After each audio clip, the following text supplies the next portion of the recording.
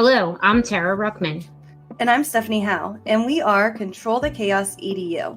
Are you burnout? Are you feeling frustrated or overwhelmed? Or maybe it's the opposite and you're a go-getter and want to level up. Then it's time to dive in with real talk and solution-focused conversations.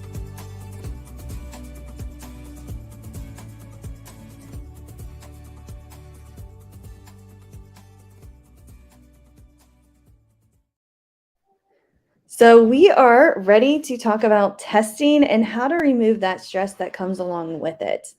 So, welcome to today's Control the Chaos conversations. And when it comes to stress, what I did yesterday is I did a just quick stress lesson with students, more of like an overview of what is stress and what are some activities or coping strategies we can use to remove or beat stress. And what was really interesting is the kids knew what to do. They got 100%. We did this new Pear Deck game called Giant Steps, and they got 100% on all of those different questions. And I'm like, okay, why are they so good at this stress management? Like this was a area of weakness on that survey that they were given.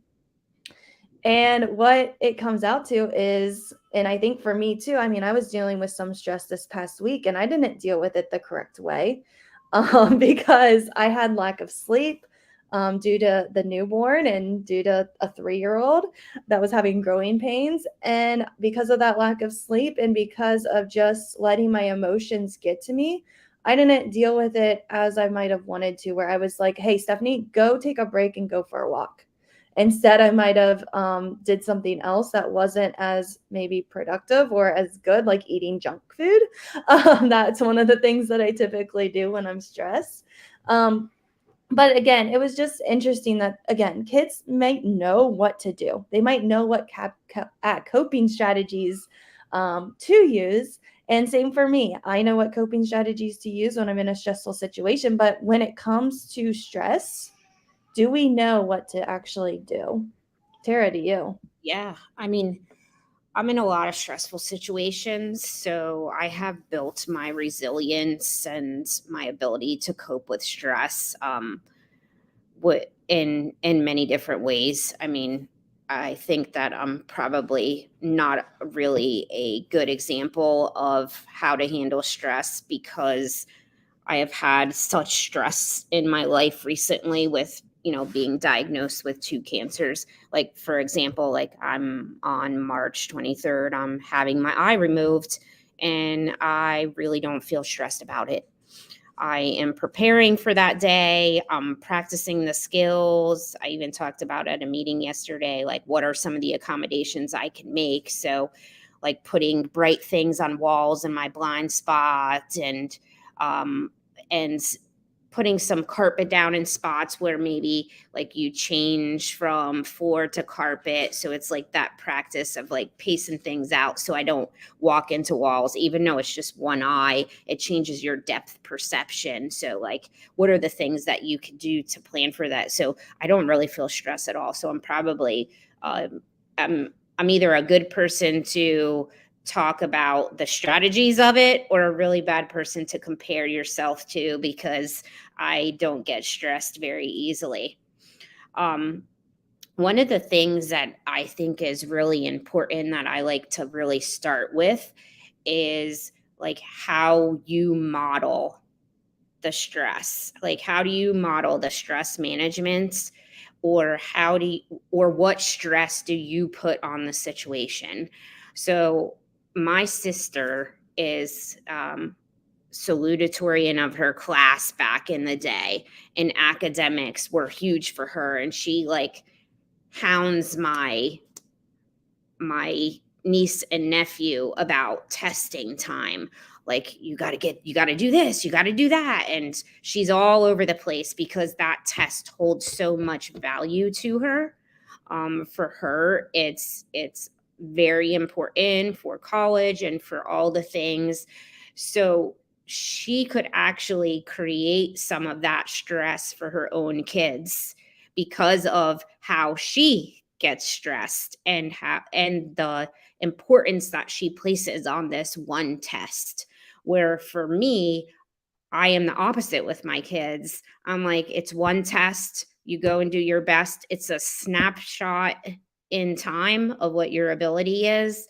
So you don't want to, we're not going to base your whole life off of this test, right? So I create a very relaxed environment for stressful situations. So I think that's one thing that we could talk about for removing the stress for that testing time is looking at your environment and what type of environments are you creating for the student? Are you like hounding how the importance of this is? And then like skill and drill and really running the kids ragged before the test even comes with practicing? Or are you kind of relaxed and you're not putting this like ride or die feeling on this test for students? So the environment you create for your students is like one of the number one pieces of helping to remove that stress for students. Your environment in any situation. And just like we talk about in stressful and crisis situations, if you come into the situation calm and you use that calm tone of voice and you always portray yourself in this neutral and even keel way, that's going to reduce the stress of the situation. But if you're coming in hot to a situation, the kids are probably going to react hot to it. So making sure that when you're talking about the test, when you're talking about the practice, it is not this like hardcore drill like you got to do. And I know that that's sometimes hard for teachers as well, because you feel like this is how you're rated in your job, right? For how well your kids do. But actually not focusing on the score itself can also help reduce that stress to increase the scores, because you perform a lot worse, or I shouldn't say worse is probably not the vocabulary I want to use, but you don't perform optimally if you're stressed. So that is a really important component, is creating that non-stressful environment for the students. Yeah, and it is funny because Tara texted me the other day that she was in training, and I'm like, "Oh my gosh, like, I can just picture this right now." And then she actually sent me a picture, so she really was. But I think it's true, like, there are different things that we can do, and it's not just testing. I know this focus for today's episode is testing, but in all situations, there's some training that we can do to maybe prepare for those stressful situations. So we're going to kind of talk about testing, but again, feel free to apply this to a different area of your life. I was reminded today when I was texting Tara, like, I need to just brainstorm and I need a thought partner right now. And she's like, well, not everybody's stressed by the same thing. And just like her sister and her, one has an emphasis on that test. The other one's like, oh, well, you do your best, right? And I'm the same way, like with certain things too. And I think we have to remember that some things do stress people out, and other things don't to other people. And so we've got to be able to identify that when it comes to that first. But when it comes to testing, the first thing is to review that schedule with students. For some students, having a new routine or schedule can kind of cause a little bit of stress because it's not their regular routine. I know for me, before I was practicing flexibility, routines are really huge for me. So if my schedule was a little thrown off, I would feel a little stressed in that moment of just, okay, I have this now. I need to do this. Lunch is not until noon now. I'm used to eating at 11. That's a huge difference for a lot of kids too. And so reviewing the schedule ahead of time with students can help them reduce that stress and let them know everything's going to be okay. Yeah, I think that's important too, also to review that schedule and share that schedule with parents, so that they know that those changes are happening as well. I mean, I know this seems kind of silly, but If I wake up and I eat breakfast at 6 a.m. and have my coffee at 6 a.m., and I get started with my day at 6:30, like that seems logical to me. But if there's a change in my schedule and I'm not starting my day until 8:30, I might not want to eat a 6 o'clock breakfast and coffee because that might change the remainder of the day. So if you do have a changed lunchtime, it could be some type of change at home. So definitely in the younger grades, making sure that you send that schedule and review that schedule home, just to, and it doesn't have to be anything big. It could be a class remind. The schedule is different today. We're going to be eating lunch at 12 instead of 11. And it can be just something very simple. It doesn't have to be this big long review with parents, as long as we kind of let them know, but then review it in more detail with kids so that they're prepared. Then we go on to really like helping create a plan. Okay. So think about this. 5 fire drill. What do? We practice a plan. 5 an active shooter drill. What do? We practice a plan, right? And it might not be the same as if we were in the moment. But if it is a stressful situation, the practice and helping create a plan and walking through those motions of what would happen during that time is very beneficial. So when you get in the moment, it reduces some of that anxiety of, imagine if I had a fire, but I never did a fire drill and nobody would know where to go. It would be pure chaos, right? Now, fire's already going to be chaos, but it's going to be pure chaos if nobody knows where to go. So think of a test like this or anything, is that we're helping create this plan. So if I don't know what to do on question 30, I know how long of a time I need to spend on it. I know some strategies I need to do to try to get to the answer. I may need to flag it. Like I have a plan for if I don't know, so that I don't start to panic that I'm spending all this time on question number 30, which is going to throw me off for the rest of the test. Because we all know we have that, little timer that ticks away. That can be stressful for students, or the different components that might cause stress during that time. So if we walk through those motions and practice those skills prior to, that's very beneficial that is a calming strategy, right? Knowing what to do is in itself a calming strategy. And then if you get to the moment, you have that plan, but then you're able to then also add some additional calming strategies if you need to.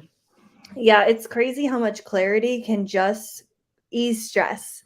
And I noticed this with teachers at the beginning of the year, because there were some uncertainties about like what professional development, where they were supposed to be, what time, and they were just super stressed out. Now it is the beginning of the year, but adding that uncertainty just added more stress to their life. They didn't care the what and how, but it was just that stress of not knowing was really stressful. And I think too, when it comes to tests, I was having a conversation with a teacher this past week, and she was talking about time management and how kids just struggled with being able to manage their time on the writing, on the reading piece, and all these different pieces of the test. But I was also thinking of other stressful situations. Am I using that monotasking to really block out certain time or prioritize different tasks when it does come to that test or to other things in life? So I think too, time management can help when you're creating or practicing that schedule as well. Yeah, for sure. I mean, we all kind of get a little bit anxious when we're on a timer, right? I mean, you think in just like in large terms, a timer for so many people can mean so many different things. Like the time is running out in a basketball game. The time is running out, on the test. My time is running out because I have less time to study. So that timer alone. So adding one of the things that Steph and I have done is, adding that timer to practice those situations. I mean, sometimes the timer can actually like help a student, and we use that timer in different ways. But practicing with that timer um, is a very helpful strategy to use, so that we're really looking at like the antecedent strategy, which is what happens before the stress, right? So how can we reduce the stress up front? And then in turn, then when we are in the stressful situation, how do we reduce the stress in the moment? So that strategy about practicing using the timer is one of those strategies you do beforehand, that antecedent strategy to help reduce the stress before it even gets there. So all the things that we've kind of talked about so far, reviewing the schedule, creating a plan, looking at the environment that's of how you portray and model the test, all of those things are what you do beforehand. Those are all those antecedent strategies. But how about when we get into actually the testing time? So now we're in the test, we do have some stress, the student has forgotten the plan, because it's real time now, and it's happened 3 times. They're stuck in a question. They feel like they're running out of time. So let's talk about what our stress looks like for that piece. Now, how do we provide those strategies in the moment? So one of the things I have like to do is chair yoga, or pressure points, just being able to take a minute and, you can't get up, you're not going to get up, you're not going to walk around, you're not, you can do some deep breathing where you are. But, just taking both hands, if you could visualize this, and wrapping your hands around the bottom of both sides of your chair and pulling down and putting some pressure between um, your bottom and what the chair is, and like kind of giving that little that pressure point. So that's one of the ways that you could help reduce stress. Maybe some chair stretching, grabbing the back of the chair. I don't know if anybody did that when they were a kid, but I used to crack my back on the chair. Probably didn't use it for stress, but taking that and just giving yourself a moment to get that blood flowing, because you are sitting there for a really long time. So that in itself, kids are not used to sitting there for that amount of time, right? We're used to having movement and those opportunities within the classroom. So just sitting there alone can cause stress for students. So being able to have like that movement within your space, if you need to help get that blood flowing, so that way you can get back and refocus. Having whether it's a fidget, having a fidget, or being, if you have a testing location that you're not allowed to have a fidget, what are some ways that you could have a fidget at your desk without having a fidget at your desk, right? We could put Velcro on the bottom of desks that kids can fidget with. We could give them all a rubber bands that they could take and twist on their arm. That would be a fidget. So there are ways that, if your testing says that those fidgets wouldn't be allowed, then we can provide some ways to fidget as well, because it is a long period of time to sit. So being able to have some of those outlets, take a few deep breaths, and have that calming strategy, have that fidget, to help you get through some of those stressful moments. So we have our antecedent strategies, and then we have our strategies in the moment when we start to feel that anxiety and pressure of the test, ways to calm ourselves down in that moment. Yeah, and we're going to attach a testing plan in the show notes. So if you want to kind of use this with your students, feel free. But again, it just kind of helps recapture what we kind of talked about here. go over the new schedule. You're going to go over those calming strategies that work best for those students, figure out what is it for each of your individual students as well. Think about also offering a time for questions, allowing that space where maybe it is in small group or whole group where they can come up and ask some questions about what is causing them some stress, or what questions they're unsure about, or just kind of stressed with. And then their plan. What's the plan for that testing week? And then over on the side, we just have a couple different questions as well to just help them think through, what do I do if I get stuck on a question? How much time should I be spending on each type of question? And all of those different things just to kind of help them as well when it comes to testing. But you can also adapt this to really any type of stress that students are maybe experiencing as well. Yeah, and I think that's definitely taking that skill and generalizing, right? Like, we're talking about this plan for testing and been talking about a lot of testing, but it could be different for different students. I might have a student that is very comfortable with that testing time and has no issues, but when it comes to group work, maybe group work is stressful for that person because they're a know-it-all and they like to always be right. They're not a collaborator or a socializer. They would just rather get it done on their own than collaborate with somebody else. So maybe a group work could be stressful for somebody. So, I mean, overall, we think about testing and that applies to everybody, and we want to do this for everybody. But there may be situations where you create these plans to help reduce stress based on the individual student's needs. Maybe you have a class full of kids that don't have any issues with group work, but you have that one or two that do. So just maybe, finding a little bit of time to reflect with that student and create a plan and talk about it and recognizing it, that it's not a bad thing. We never want to think that our kids are failing because they're stressed, right?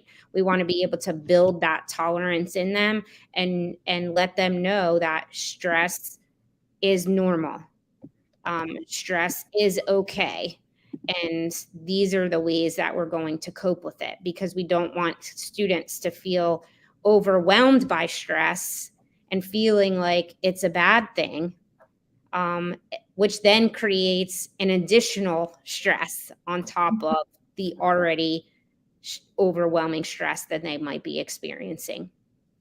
So our approach to stress is helping all of those things that Stephanie talked about. We will be sharing that template again. We shared it out last year and we talking about it again. Practice it and create that calm environment. Please, please, please, I'm asking you to subscribe, or leave us a 5-star review for your call to action this week.